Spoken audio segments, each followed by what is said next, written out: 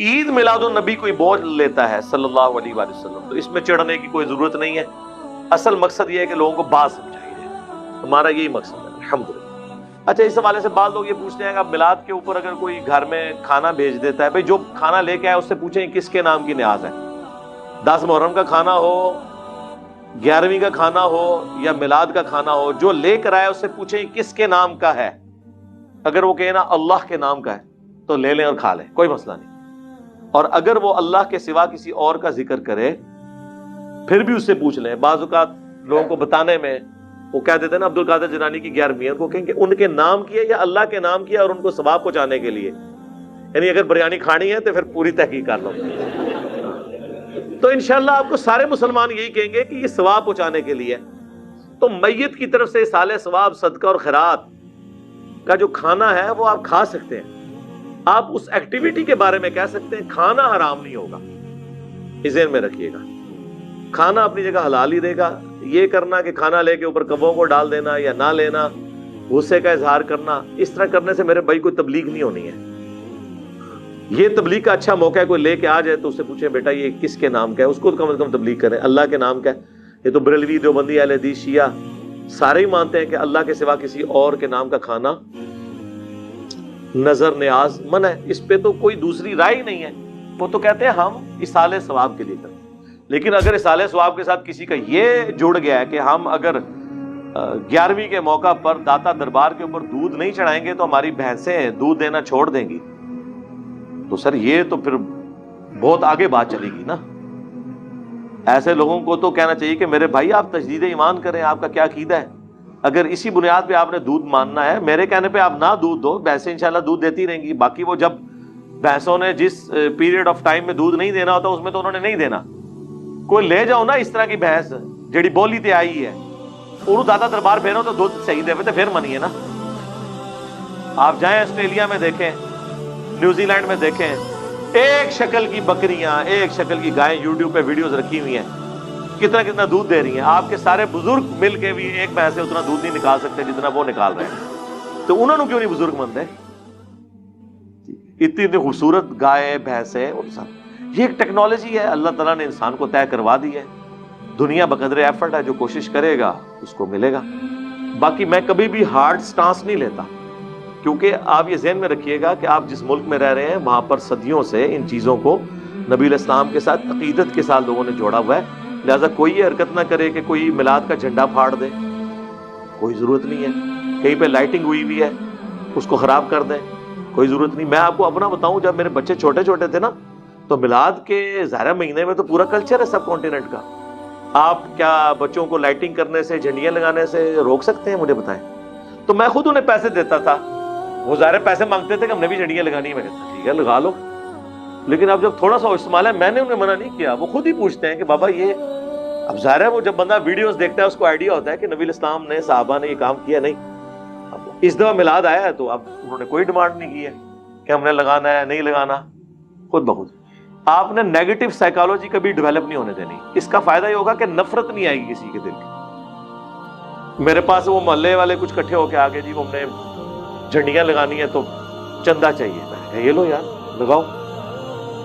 اگر میں اس کے بجائے ہارڈ سٹانس لے لوں، آج ان میں سے کئی بچے ہیں جنہوں نے حق قبول کر لیا.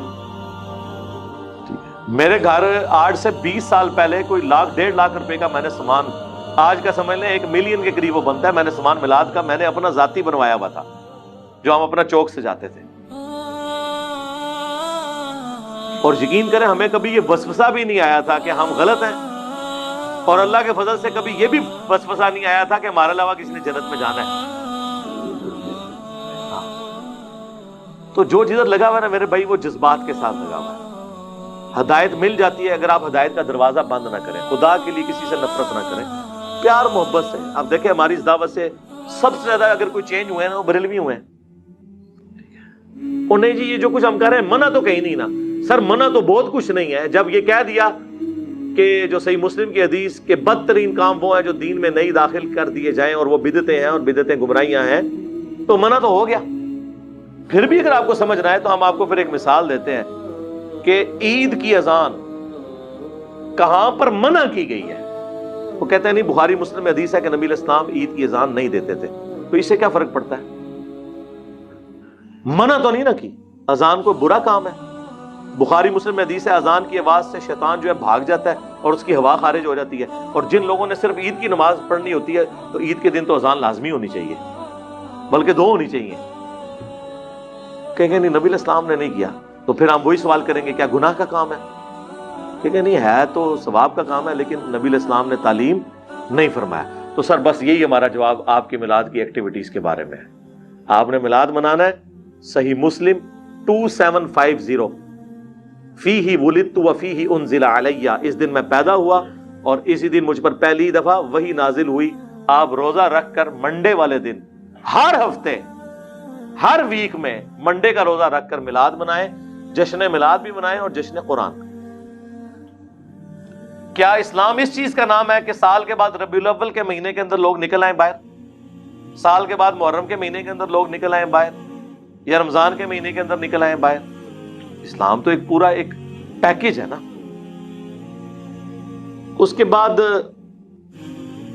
جو سب سے زیادہ ایک سوال ہوتا ہے نا، وہ کہتے ہیں دیکھیں جی آپ دیکھیں 12 ربیع الاول کا دن ہے، 2 گھر ہیں، ایک گھر میں حضور کی پیدائش کی خوشی منائی جا رہی ہے، دوسرے گھر میں جو ٹی وی لگا ہوا ہے، یا بچے جو ہیں وہ گیمیں کھیل رہے ہیں، 12 ربیع الاول کی چھٹی کو سیلیبریٹ کر رہے ہیں. بتائیں کون عاشق رسول ہے دونوں میں سے؟ اب اگر آپ اس طریقے سے بنیاد بنائیں گے لاجک کی بنیاد پہ، منطق جو زیادہ تر ہمارے اہل تشیع اور بریلوی حضرات لے کے چلتے ہیں، تو پھر سر اس کی تو کوئی اینڈ نہیں ہوگی. کل کو تو پھر ہم آپ سے یہ کہیں گے کہ ایک طرف آدم علیہ السلام ہے جنہیں فرشتوں نے سجدہ کیا انکلوڈنگ جبرائیل علیہ السلام، اور دوسری طرف ہمارے نبی علیہ السلام ہے، تو ہم انہیں سجدہ نہ کریں؟ لاجیکلی تو کرنا چاہیے. لیکن ابو داؤد میں حدیث ہے، سنن ابن ماجہ میں بھی ایک صحابی نے سجدہ کیا، آپ نے کہا سر اٹھا کیا کر رہا ہے؟ ان کا یا رسول اللہ ہیرا نامی شہر میں گیا تھا، وہاں لوگ اپنے سردار کو سجدہ کرتے ہیں، تو میں نے بہتر سمجھا کہ آپ کو سجدہ کروں. آپ نے فرمایا جب میں فوت ہو جاؤں گا تم میری قبر سے گزرو گے، کیا میری قبر پہ بھی سجدہ کرو گے؟ کہ نہیں یا رسول اللہ. تو فرمایا پھر مجھے کیوں سجدہ کر رہے ہو؟ اگر سجدہ میں جائز سمجھتا تو بیویوں سے کہتا کہ اپنے خامدوں کو سجدہ کریں اس حق کے سبب جو اللہ نے مقرر کیا ہے. تو حضور نے تو نہیں یہ کہا کہ عشق دے چلے نمبر لے گئے، عقل والے انجے ہی عمرہ گالیاں کہتے ہیں نا جی، عشق کے چلے نمبر، او عشق دے چلے اتنے بھی میرے ہتھوں مارے گئے، اگوں اللہ دے ہتھوں مارے جان گے. ہاں عقل والے انما یتذکر اولو الالباب، نصیحت تو حاصل نہیں کرتے مگر عقل والے. یہ آپ نے کون سا دین بنا لیا؟